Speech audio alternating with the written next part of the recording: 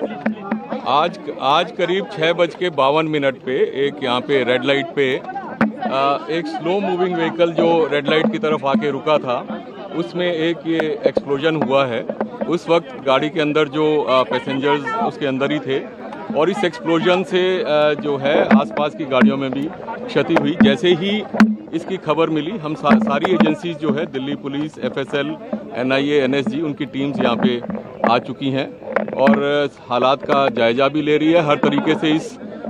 जो है एक्सप्लोजन के बारे में जांच की जा रही है और जल्दी ही इसका आकलन करके इसका जो भी रिजल्ट निकलेगा वो आपको बताया जाएगा। इस इंसिडेंट में कुछ लोग को इंजरीज भी आई हैं और कुछ लोगों की डेथ भी हुई है, तो वो अभी हालात का जायजा लिया जा रहा है और एग्जैक्ट फिगर्स जो हैं आपको कुछ ही देर में बता दी जाएंगी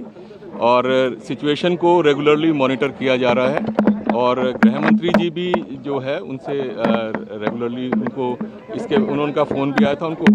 रेगुलरली ब्रीफ किया जा रहा है और उनको टाइम टू टाइम पूरी सूचना दी जा रही है और आगे जैसे भी हालात होंगे, जो भी नतीजा निकलेगा आपको बताया जाएगा। अभी इसको आकलन किया जा रहा है।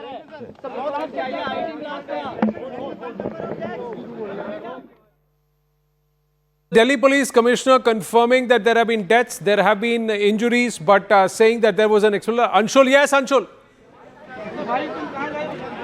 So as you heard there, this is the first official confirmation that has come in from the Delhi police themselves, and they have very clearly stated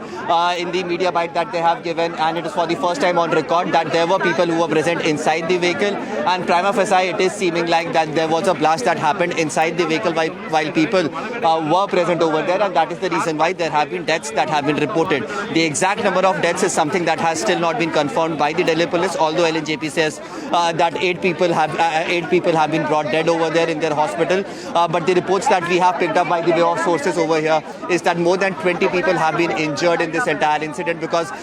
anyone who knows Delhi knows this Red Fort and the road bank opposite to the Red Fort, and this is a very high density, highly populated area of the national capital. Thousands and thousands of people flock the streets of Chandni Chowk day in and day out, and something like this happening around 7 p.m., which is peak hours out here in the national capital.